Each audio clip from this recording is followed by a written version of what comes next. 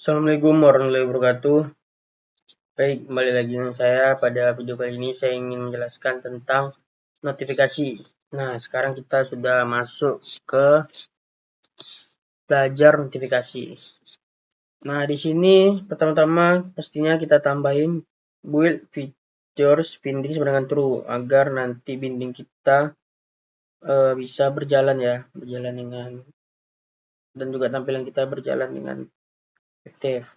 Nah, perlu pakai binding dengan true. Lalu di sini membuat satu button aja ya, satu button dengan nama itu kirim notif. Yang mana nanti kalau tekan kirim notif akan muncul kirim notifnya. Nah, di sini kita akan masuk ke main activity. Nah, yang pertama ada privat letternya for binding, activity binding yang tadi agar binding kita mau ya. Di sini kita pakai binding sebagai activity main bindingnya. Lalu ada file channel ID itu pasti untuk membuat channel notifikasi, pastikan channel ID ini bersifat unik. Lalu ada channel name yang muncul di pengaturan, nanti namanya muncul di pengaturan. Lalu ada notifikasi ID, ID notifikasi ya. Habis itu request notification permission. Nah, ini untuk kode untuk minta izin notifikasi. Nah, ini biasanya kayak beda-beda server, beda-beda apa namanya? Beda kodenya gitu. Lalu di sini inisialisasi view binding. Nah, di sinilah binding sama dengan root. Pastinya tadi kita tambahkan dulu eh binding sama dengan true tadi, view binding sama dengan true. Nah, di sini logikanya pastinya Android 13 ke atas, cek dan minta izin notifikasi. Nah, notifikasi itu muncul atas perizinan gitu. Jadi kita minta izin dulu agar notifikasi itu muncul. Nah, kalau Android 13 ke atas ya, ya gitu. Pastikan Androidnya kita versi terbaru ya, untuk biar tadi kita juga minta izin dulu biar apa notifikasi yang muncul. Nah, di sini ada fun method ya buat channel notifikasi.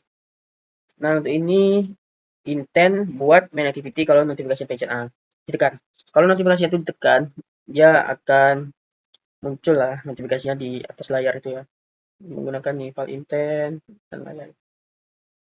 Nah, untuk ini metode untuk isi dari apanya ya, isi dari notifikasinya.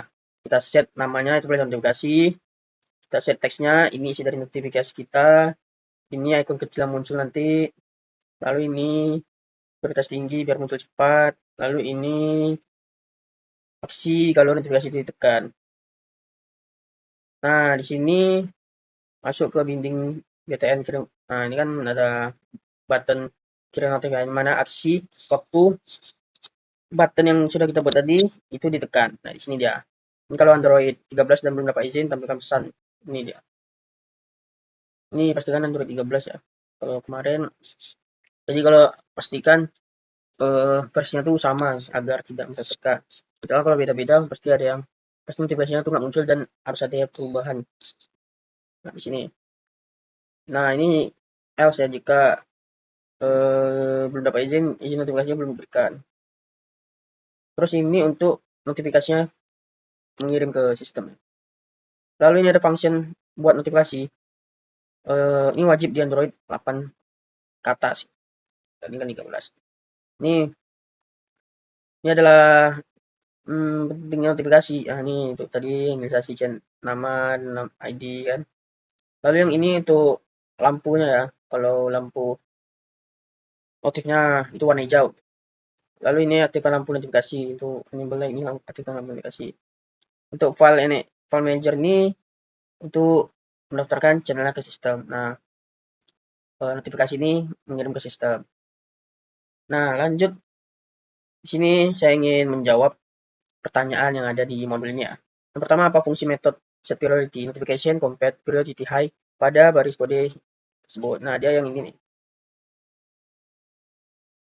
Ada. Nih. Set priority kan. Nah, itu metode ini berfungsi untuk menentukan tingkat kepentingan notifikasi. Dengan menggunakan prioritas tinggi, notifikasi akan ditampilkan sebagai hands up notification, yaitu muncul di bagian atas layar secara langsung saat aplikasi ini dalam keadaan aktif. Nah, hal ini sangat berguna untuk menyampaikan informasi penting. seperti pesan masuk atau peringatan yang memerlukan perhatian segera dari pengguna. Nah, ini misalnya walaupun keluar pun dari aplikasi tetap muncul. Lanjut masuk pertanyaan kedua, apa itu Kotlin Synthetic? Nah, Kotlin Synthetic itu fitur yang sebelumnya disediakan oleh Kotlin Android, Instantiate. Itu memungkinkan pengembang mengakses langsung elemen UI dari file XML tanpa perlu menggunakan find view by ID. Dengan kata lain, kita cukup menyebutkan ID view aja, langsung dari kode Kotlin. Meskipun mempermudah penulisan kode, fitur ini kini telah dianggap kurang efektif, usang gitu udah lama, karena berpotensi menimbulkan bug, terutama ketika digunakan bersama layout yang kompleks, dan telah digantikan dengan view binding yang lebih aman dan efisien. Jadi, jadi yang sintetik ini kurang efektif ya. Kita lebih mending pakai view binding aja, yang lebih baik. Habis itu masuk ke apa itu pending intent. Nah, untuk pending intent ini itu objek yang aplikasi ini untuk memungkinkan aplikasi menyimpan sebuah intent yang akan dijalankan oleh sistem atau aplikasi lain di masa depan. Biasanya sebagai respon terhadap akses pengguna. Seperti mengklik notifikasi tadi. Dengan pending intent, aplikasi ini menentukan aktivitas atau tindakan tertentu yang akan dibuka ketika notifikasi ditekan. Misalnya, membuka halaman detail atau menjalankan proses tertentu meskipun aplikasi tidak aktif. Nah, itulah tadi yang meskipun keluar atau nggak aktif, notifikasi tetap akan muncul ya. Oke, lanjut kita coba aja outputnya. Bagaimana outputnya? Nah, ini outputnya. Cuma ada satu button dan tulisan Get Notif aja. Nah, coba kita klik ya. Get Notif tadi.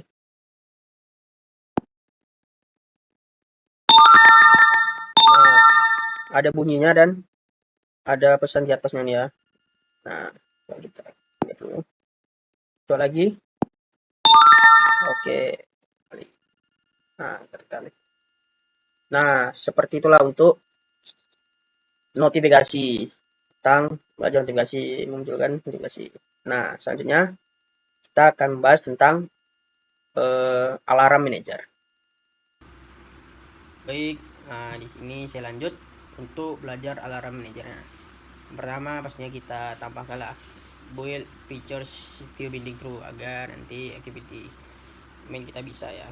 Dan jangan terus juga ini dibutuhkan beberapa library agar nantinya dia nanti ada notifnya tuh muncul dan izin permission. Nah, nanti dia ada jadi butuh library ini. Lanjut di sini saya untuk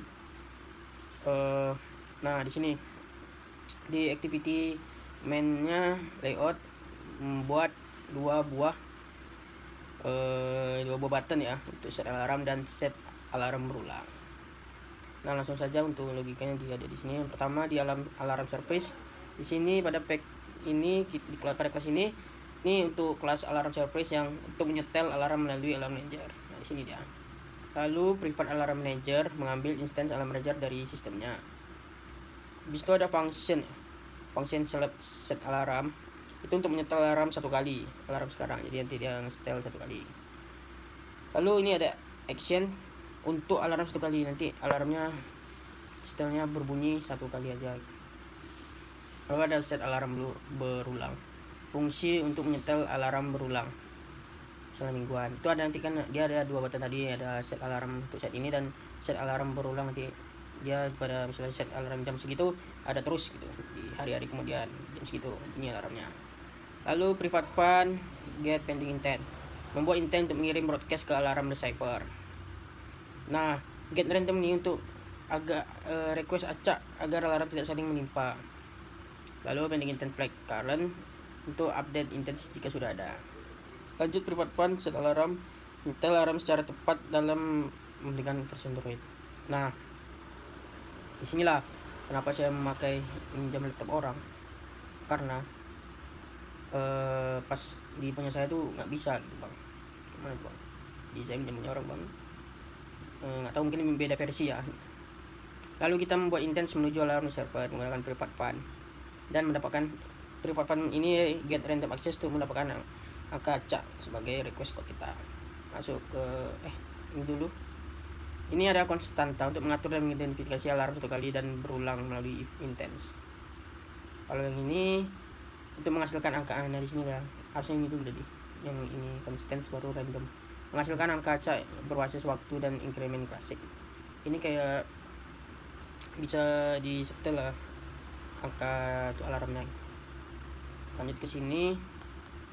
Nah di sini apa nih, di sini untuk kelas alarm server yang menang ini alarm yang akan dipicu di kelas ini. Override fun itu fungsi ketika alarm itu dikirim, lalu di file ini mengambil data waktu alarm dalam milidetik dari intens tadi. Lalu yang ini untuk mengecek jenis alarm berdasarkan aksinya. Ini kalau yang ini alarm sekali aja, nggak berulang, sementara yang ini baru untuk alarm yang berulang.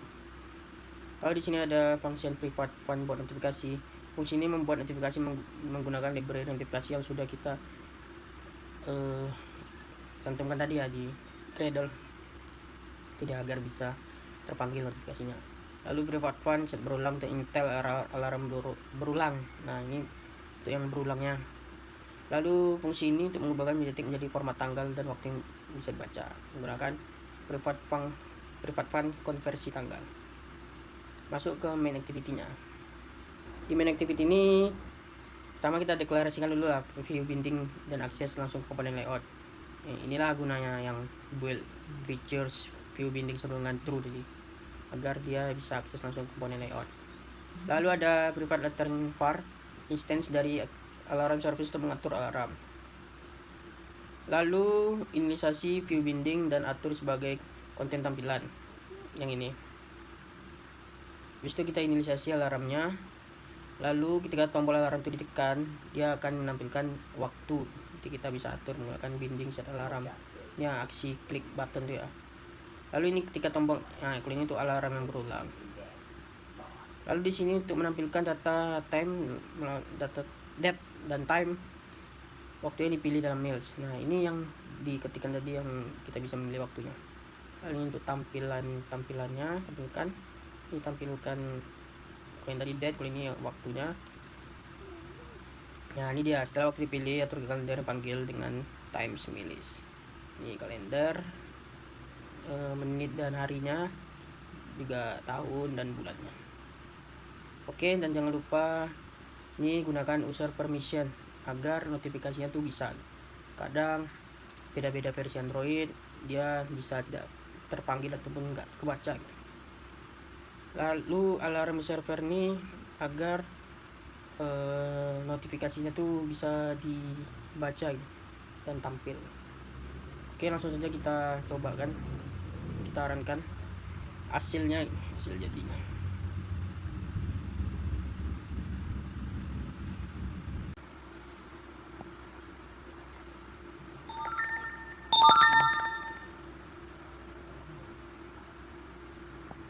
Baik, langsung saja kita cobain. Nggak tahu kenapa nih ngelek gini.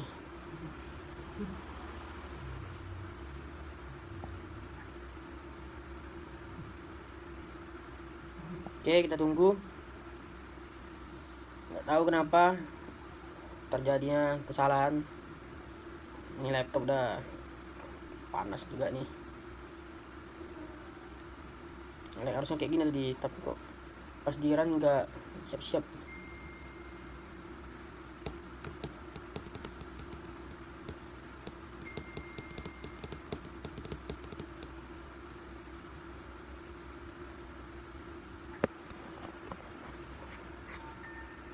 Oke, udah muncul ya. Ini notif alarmnya. Dah. Oke, mungkin gitu aja. Sekian dari saya kalau untuk yang belajar alarm manager ini dan notifikasi. Mungkin di belajar alarm ini terdapat beberapa masalah pastinya gitu. Kalau untuk notif tadi aman, dan kalau untuk alarm manager ini ada yang bermasalah sedikit. Oke, mohon jika ada kata-kata atau ada yang kurang jelas dalam penyampaian, saya tutup. Assalamualaikum warahmatullahi wabarakatuh.